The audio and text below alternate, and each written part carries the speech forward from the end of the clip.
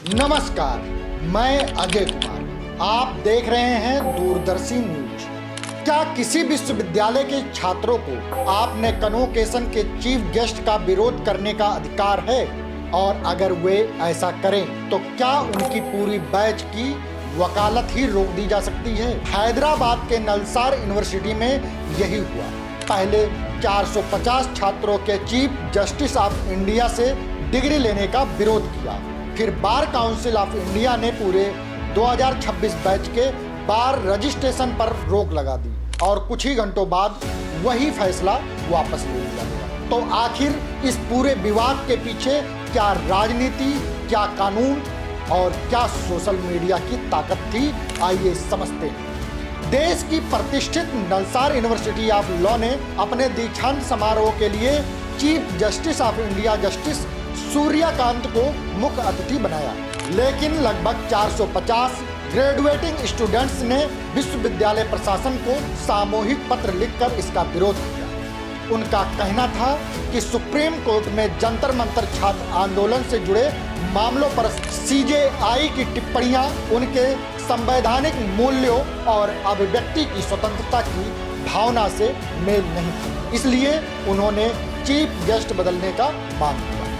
ध्यान देने वाली बात यह है कि छात्रों ने कन्वोकेशन का बहिष्कार नहीं किया था, बल्कि मुख्य अतिथि के चयन पर असहमति जताई थी।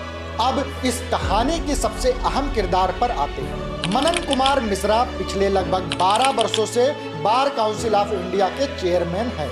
वे 2024 से लगातार इस पद पर हैं और भारत की कानूनी शिक्षा तथा वकालत के सर्वोच्च नियामक संस्थान का नेतृत्व कर रहे हैं। सिर्फ इतना ही नहीं, वे भारतीय जनता पार्टी के राज्यसभा सांसद भी हैं और सक्रिय राजनीतिक पृष्ठभूमि रखते हैं। इसी वजह से उनके हर बड़े फैसले को लेकर प्रशासनिक नहीं बल्कि राजनीतिक नजरिए से भी देखा जाता है। 13 अगस्त को मनन कुमार मिश्रा ने एक सर्कुलर जारी किया जिसने पूरे देश को चौंका दिया।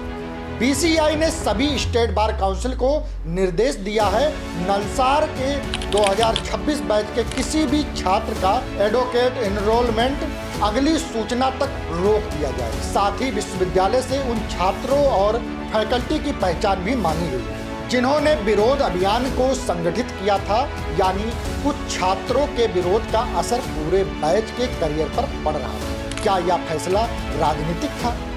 यहीं से बहस तेज हुई। विपक्षी नेताओं, कई वरिष्ठ वकीलों और बार काउंसिल के सदस्य एन मनोज कुमार ने इस आदेश को मैनिफेस्टली आर्बिट्री यानी स्पष्ट रूप से मनमाना बताया। उन्होंने कहा कि लोकतंत्र में असहमति जताना छात्रों का अधिकार है और पूरे बैच को दंडित करना संविधान की भावना के खिलाफ है। यहाँ एक तथ्य स्पष्ट करना जरूरी है, यह कहना कि फैसला राजनीतिक रूप से प्रेरित था एक आरोप और आलोचना है, स्थापित तथ्य नहीं, क्योंकि बीसीआई ने अपने आदेश को न्यायपालिका के सम्मान और पेशेवर अनुशासन के आधार पर सही ठहराया, जबकि आलोचकों ने इसे राजनीतिक प्रतिरोध बताया। सीजीपी की एंट्री और सोशल मीडिया का दबाव। इसके बाद काकरोच जनता पार्टी यानी सीजेपी खुलकर मैदान में उतर आई। सीजेपी के संस्थापक अभिजीत दीपके ने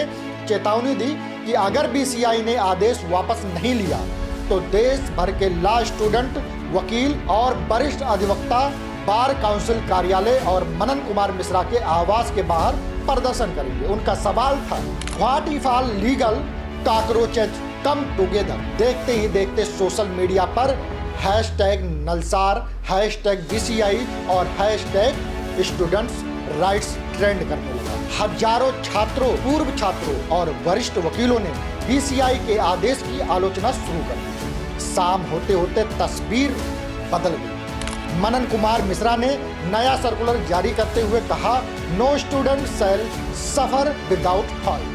नलसार 2026 के सभी छात्र अपनी पसंद के किसी भी स्टेट बार काउंसिल में एडवोकेट के रूप में रजिस्ट्रेशन करा सकेंगे। बीसीआई ने यह भी कहा कि तथ्यात्मक जांच अलग से जारी रहेगी, लेकिन निर्दोष छात्रों का भविष्य प्रभावित नहीं होगा। कई विश्लेषकों का मानना है कि वरिष्ठ वकील की आपत्तियां बार काउंसिल के भीतर से विरोध और सोशल मीडिया पर बने भारी सार्वजनिक दबाव ने इस फैसले की समीक्षा कराने में महत्वपूर्ण भूमिका निभाई। हालांकि बीसीआई ने आधिकारिक रूप से इसे विस्तृत विचार विमर्श का परिणाम बताया है। कंक्लूजन पर आए तो यह विवाद सिर्फ नलसार का नहीं, यह सवाल है कि क्या छात्र लोकतांत्रिक तरीके से असहमति जता सकते हैं? क्या नियामक संस्थाएं सामूहिक दंड दे सकती हैं? और क्या डिजिटल युग में सोशल मीडिया संसाधनों को अपने फैसलों पर पुनर्विचार करने के लिए मजबूर कर सकती है?